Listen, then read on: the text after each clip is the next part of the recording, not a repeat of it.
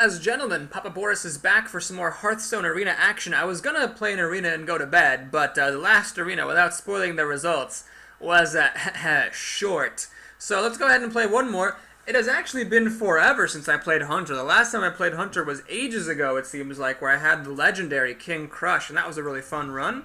Let's see if we can recreate the magic having just been tossed out of my last arena by Hunter. Let's see what we can do ourselves. Well, start things off with a quality rare pick. If only all rare picks were this good and this hard. So the Knife Juggler is great, of course, and it's an early drop, so it adds to your early game. The Sunwalker really holds the fort in the late game, although it's vulnerable to silence and one-click removal. And the Azure Drake is just great, because you get some card draw, a big body. Spell damage for Hunters, not that great, but I'm going to go for it to have the nice 5-drop and to also draw a card. Here we can take 1 mana Trash or a Boulder Fist Ogre. We'll happily grab the Ogre. The Wolf Rider is kind of like removal, but the Worgen's an actual drop that can really threaten the board, so we'll grab that. Snipe, nifty, but I'm going to grab Silence. Card draw is nice, but I've already got the Azure Drake, so we'll grab the Silence, make sure we're not missing that in this deck, as we sometimes will be. Here, however, we'll grab the Kill Command. These are both weapon-based cards, and Hunter's weapons are rare and epic, so not super likely to get those, and this is just very, very good removal. More Silence. Mad Bomber. Houndmaster is a very important card. Yes, I don't have any beasts yet, but it really doesn't matter. This is such an important card for Hunter, and you probably will get some beasts, that I think it's important to have that big buffer and taunt provider. Now, I could take a second one of them, but I think Shattered Sun Cleric is fine. It's also very good, and it doesn't rely on the creature being a beast, so let's not put too many eggs in one basket here and grab the Cleric. Alright, we can get some removal. I'm actually going to grab... gosh, the Deadly Shot is very good. Animal Companion, though, is super, super solid, because the animal you get from it is so good. But Deadly Shot, there's just so many times where you're just praying your opponent doesn't have a Deadly Shot. I'm going to grab it here, even though it doesn't mean passing up on some beasts. Tundra Rhino is a very nifty card. Your beast having charge is a very good thing. The Animal Companion, God, I hate passing on another one. Boy, I mean, I don't have any other beasts. Like, if I don't have beasts, what's the point of this Rhino? I'm just going to take the Animal Companion here and trust my instincts. Alright, here we get the Sea Giant. This stuff is garbage, but the Sea Giant is terrific. We'll grab that there. Freezing Trap can be good. Hunter's Mark I'm not a super big fan of. It's just very finicky to use. Change a minion's health to 1, sure, but then how do you finish it off? You probably have to spend another card. We'll just grab a Freezing Trap here. It's decent. Silverhand Knight's nice, but we'll take another Kill Command. It's very, very good removal. We'll take the Arcane Shot for some nice early removal. Another Deadly Shot? Yeah, I think I'll take another Deadly Shot. Seems fine. Alright, here we can take a Panda, or we can take the Hyena. The Hyena's not super great here. We don't have that many beasts. Just the Animal Companion at the moment. So I'm actually going to go ahead and grab... Well, hang on. I do need beasts for the Houndmaster, but just because I have this one Houndmaster doesn't mean that I want to take beasts that don't do me any good. That's sort of the catch-22 of Hunters. You can either go for beasts, but then if you get no more beasts, you suck. Or you can ignore the beast, but then it's like, well, the reason you didn't have any beasts is because you passed on all the beasts. Anyway, we'll just take the Brewmaster and quit the philosophy here. Alright, Animal Companion. I will always take this, because that's a very, very good drop. Timberwolf is just garbage, so I'm going to grab the Gnomish Inventor here for some card drawn for some 4-mana drops. I will still take every Animal Companion I see. I am not worried about this 3-mana spike we've got going on here, because the Animal Companion is actually just a 4-mana card that costs 3 mana. Every single one of the creatures that spawns is a 4-mana card, so it really doesn't make any difference if that's a 3-mana thing. Now this monkey I really hate, so I'm just going to grab, even though the Spiteful Smith's ability is not relevant, I'm just going to grab a 4/6 for 5. A second Sea Giant? Yes, please. Torn Warrior is pretty mediocre. We'll grab the Snipe rather than take it. And here's where I'll grab the Tundra Rhino. Yeah, so that my Animal Companions all have charge. Raid Leader could be nice, but I have a lot of 3-drops. This one, it's not likely to be that great. We'll take an Explosive Trap for some more secretive action. And I could do some Taunt. Although the Beast, hang on, this Beast is worth considering. What does it interact with? The Houndmaster, I suppose? And it charges, thanks to the Tundra Rhino. Is that worth it over just a thing that's guaranteed to have Taunt? Same total stats, by the way. 2 + 7 is 9. Okay, this is an extra mana, though. Let's take the thing that has Taunt, rather than the thing that might get Taunt. Because this thing, I don't actually have any other Taunt in this deck. Do I? Other than the Animal Companion giving me a 1/3 chance of Taunt? Yeah. So we'll take the Fen Creeper there. Frostwolf Warlord, well, given this curve, is actually going to be difficult to make big, but it's Corehound is technically a beast, but I've got some big stuff here already, and this thing's so weak at 5 health. We'll take the Frostbolt Forlord, though I'm not that excited about it. Ah, so we can take the Amani Berserker, which is the best 2-drop in the game, or this, which is actually a good beast. Now I have 1, 2, 3, 4, 5, 6, 7, 8 cards at 5 mana or more. I can't afford to take more 5-drops, good as they are. I'm going to have to grab a 2-drop, so I actually have a single creature to play on turn 2 here. Alright, another Azure Drake. That would be greedy. I do need things to play on turn 2. We'll take the Crazed Alchemist. Sometimes it's handy. Ah, man. Another Explosive Trap. Yeah, sure. Oh, Jesus Christ. So I could take this as a generic... We'll take the Elven Archer, I suppose. It actually has an ability. That might be useful. And another Mountain Giant or a Doomsayer. Well, given how little I have by way of early plays, a Doomsayer, just to try to, like, haphazardly kill what my opponent played on turn 1 and or 2 could be nice. I just have so many giants. I got 1, 2, 3, 4, 5, 6, 7, 8 cards at 5 mana or more. That is a lot. I don't want to take this. My curve's all screwed up. We'll take the Doomsayer. It's not great. I've had it fail on me heroically. So I'm not super excited about that last pick, but what do I feel about this draft overall? I don't like it. I don't think this is a very good deck. The curve's all messed up. We didn't see enough quality beasts early on. Like, if I had seen the Stranglethorn Tiger earlier, then I would have known to say, take a Knife Juggler over the Azure Drake. My first pick was Knife Juggler versus Azure Drake. I took the Azure Drake, but then given how much expensive stuff we ended up getting, it was sad not to have a Knife Juggler. So, I think some of the picks were just unfortunate, and a lot of the cards ended up being kind of weak, like the Crazed Alchemist at the end there, and like the Elven Archer and stuff. So we'll see what we can do. We're up against Black Legend, the Paladin. In another life, I might keep Sea Giant to make sure I have it against the Paladin because of all the 1/1s, but I just have so many expensive creatures in this deck, there's a decent chance that this will all come back expensive, so I'm not going to take any risks. Alright, well, the Doomsayer could have been a Face Manipulator or a Mountain Giant thingamajigger. So there's a Leper Gnome. Alright. Well, Explosive Trap, it's not worth coining out.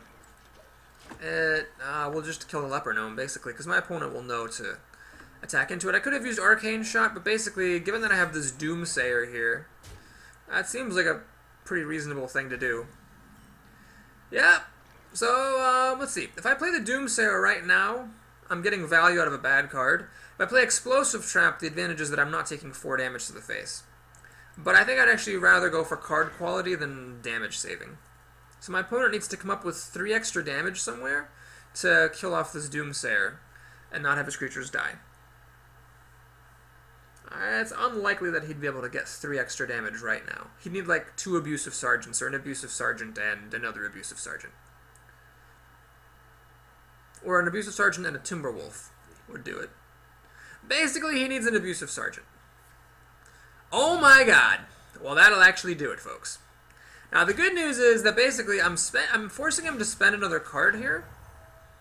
And handily, because I did get Explosive Trap, his stuff is all going to die anyway. I could use Arcane Shot for something, but why bother? Just go ahead and pass the turn. So he had the answer for my Doomsayer. The answer that he needs right now would be a, oh, that's aggressive. He would need a Blessing of Kings. Instead, he has yet another creature die to the Explosive Trap. So that was a pretty good Explosive Trap as far as Explosive Traps go. Holy crap on a donkey. Alright, well, let's go ahead and play... Yeah, now I think we'll use the coin here. We'll play an Amani Berserker, coin out, Shattered Sun Cleric. Pass the turn. So a True Silver Champion would be good for my opponent. It would kill both my creatures over time. Except he actually only kills one before I play a Fen Creeper and protect the other one. This could have been the 2/7 Giant, and I'm glad it's not, because I'm glad I have an actual taunting creature here. Well, given that I drew the right cards and that my opponent played kind of sillily, I think that this opening can be said to have gone in my favor. I could play Fen Creeper. I could also use Arcane Shot to kill this thing, then I'm settling for playing an Animal Companion. That seems fine. I get a Leok. Well, this is one of the few times I'm actually happy to get Leok. The buff on my creatures is nice. This is basically a raid leader with 2 extra health. So I paid 3 mana, which is what a raid leader costs, but I got 2 extra health. So that's what I'm talking about with the Animal Companion being 4 mana cards for 3 mana. Well, the Leok, given that that happened, kind of sucks. And the kill command, unfortunately, isn't going to work, because I don't have any beasts in play. So what we will do is think. I can either play Freezing Trap, which would stop this from coming out, from attacking me, but then it could come back later. However, it would cost 7 mana. I currently don't have any more 2 mana creatures to play, but then if I do this, I'm not doing anything else. I'd rather play a creature on the board. Technically, it survives against this Kodo, so should be alright. My opponent could play Blessing of Kings, but he's got to watch it here. I got 6 more damage coming through, 9 more damage total. He's in kind of big trouble. He'd really better have a good answer here. That's more than just killing my Fen Creeper. Ah, he's getting back some health? Well, that's fine. I'll take that. This seems like a good thing to play. So we'll do this. We'll play Freezing Trap. I will go ahead and kill off the Kodo. So that allows this guy to pop back into my opponent's hand. Now, Freezing Trap makes it cost 2 more mana, so my opponent will need to wait at least a turn before he plays this back for 9 mana. And in that time, he's dead. I mean, I have 8, 11, 14 damage here. Plus, I haven't used my steady shot once this whole game. So this has just been, I mean, I just had better cards. With the Doomsayer and the Explosive Trap shenanigans, I've just had stuff. Now, my opponent threw away a Dwarven Forged Rifleman for no reason, so had he kept that around and used it when it was relevant, that might have made a difference. We will never know. But right now, he's in a heap of trouble. He's got his own Sea Giant. Well, this is going to be a final turn irrelevant Sea Giant here, just in case I messed up the arithmetic. Let's go ahead, steady shot. Swing, swing, and swing.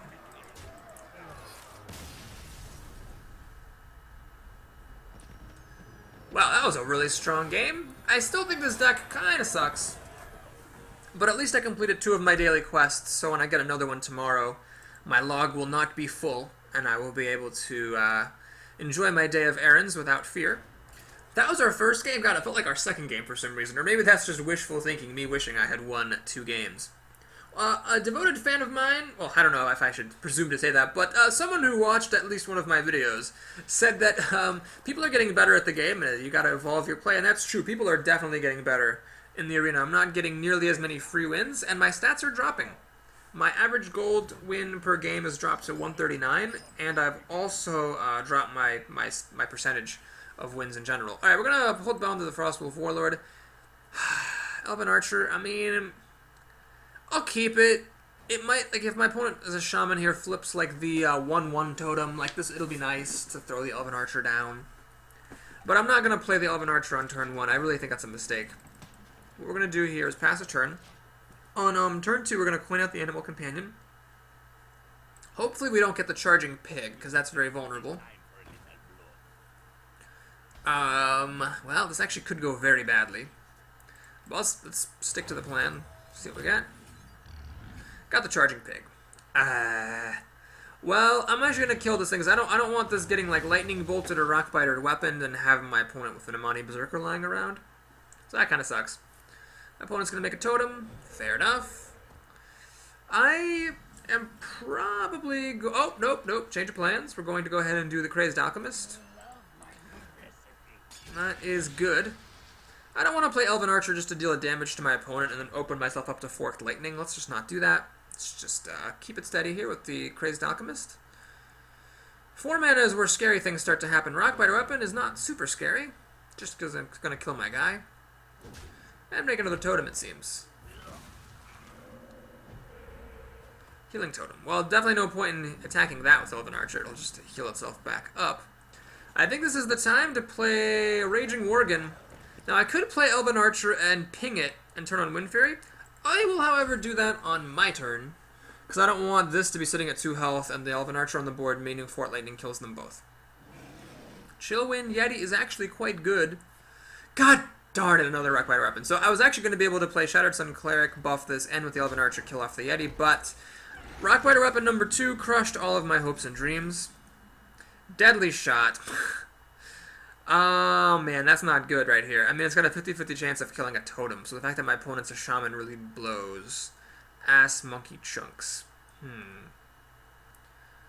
I don't have a beast in play, so this only will deal 3 damage. I could just say YOLO and deadly shot.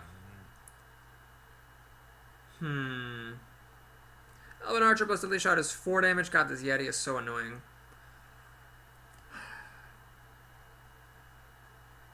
Well, let's do it. I don't know if that was the right play, but I was going to get behind no matter what, so I figured I might as well make a play. And that was also a bit of a morale-crushing victory or morale hit for my opponent, because that must have been very frustrating for him.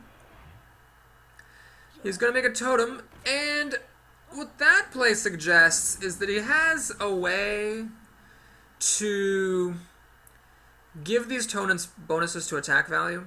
Otherwise, why play a Cultmaster right here? So I'm going to trust my read on the situation and play Kill Command to take care of the Cultmaster and summon another animal companion. This is a very, very big one.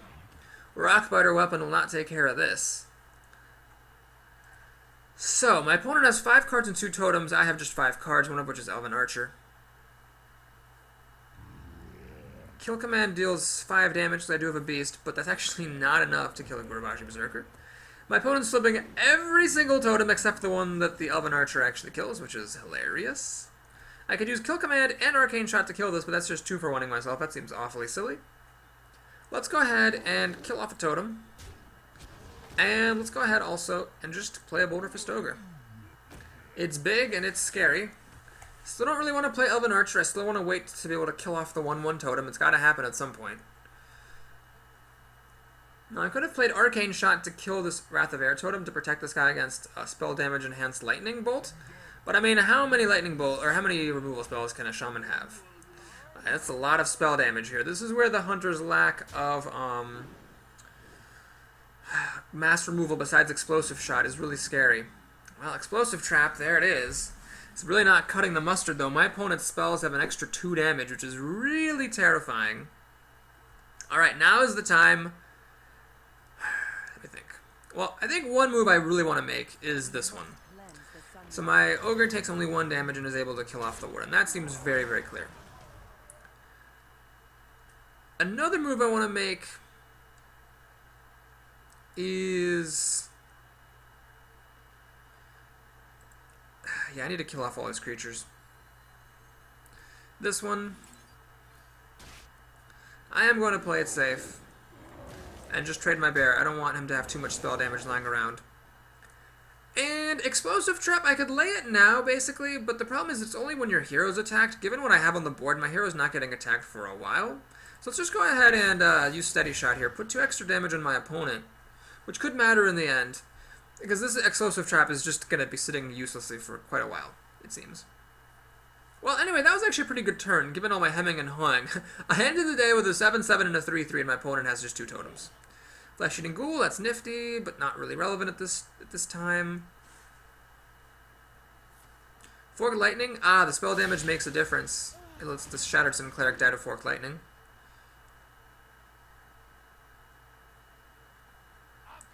It's going to deal some damage to my Ogre and pass the turn. Well, let's think. I could attack the Flesh-Eating Ghoul with the Ogre. But the problem is, why do that when my opponent's probably going to do that for me? Let's instead do this. I'm going to swing for 7 damage. And I could use the Elven Archer on the Flesh-Eating Ghoul and then play Explosive Trap. The problem there is if my opponent knows what he's doing, he'll just kill this with, say, the Stormpike Commando and not attack into me afterwards. Or, like, kill this, kill my Elven Archer, pass the turn. Another play would be to use the Spellbreaker on the Flesh-Eating Ghoul, like that. I could also just Arcane Shot this thing. You know, let's go for it. I've got a good feeling about this move. For some reason, I just feel like that's a good play to make. So we're going to make sure we set the Explosive Trap. We're going to Hero ability on my opponent. Healing Totem is not healing my opponent, which is very, very important. This is like where the nerf to Healing Totem, stopping it from healing you, is one of the most significant against Hunters. Because basically, now I'm 6 turns away with Hero ability from killing him. With Healing Totem healing him for a turn, it would have been 12 turns away. My opponent seems to realize that an explosive trap is afoot. Or he's just hoping it's not. Yeah, he's taking the time to kill an archer. Very smart. Is he going to attack? This is where we find out how canny my opponent is.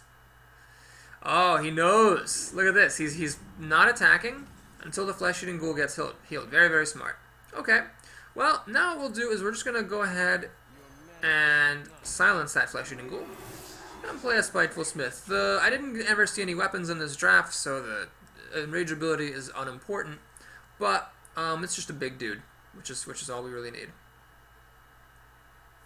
Hex. That's unfortunate. Well, my opponent actually might win the game now, because he has this totem army and a flame tongue totem, which is very, very good. Granted, this explosive trap will basically keep everything at bay forever. I don't know, sort of playing totemic might and giving all of his totems bonus health. I'm not exactly sure how he's going to get around this explosive trap forever. He now needs to kill my guy, though, because otherwise I'll kill the flame tongue totem.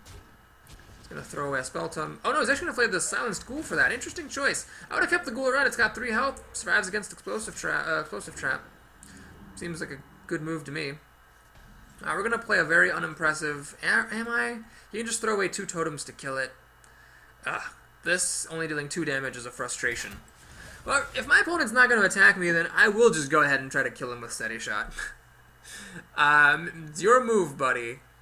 You do what you need to do. I mean, he should probably just attack and then let the explosive trap trigger. That'll enrage this guy, and, you know... You can't just do nothing forever against a hunter. He's doing nothing. I don't know what he's waiting for. He's not going to get, like, a 30 damage turn anytime soon here. I am waiting for him to decide what he wants to do here. With me at 30, like, if I were lower on health, maybe his, like, stalling tactic would work. I think my opponent realizes this is explosive trap, but he's just not playing correctly around it. He needs to just start attacking and let it trigger, and then let this guy get enraged. There we go, finally. Restart his totem collection. And, you know, get on with his life.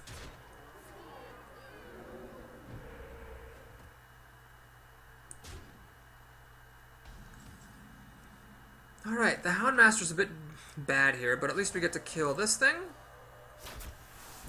We can play the Berserker, the Warlord, and still have enough mana to Steady Shot. My opponent's currently dealing 6 damage a turn. That's not going to be enough to survive when I have creatures on the board. And this guy's having 3 health is actually very relevant. It means he has to throw away 2 things to kill it. God, that explosive trap, I'm really glad I drafted it. That probably single-handedly won me this game. He did not get the Taunt Totem, which is probably the one that he really wanted.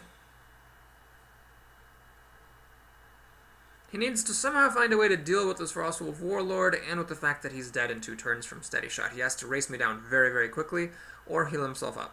Well, heal himself up and also race me very, very quickly.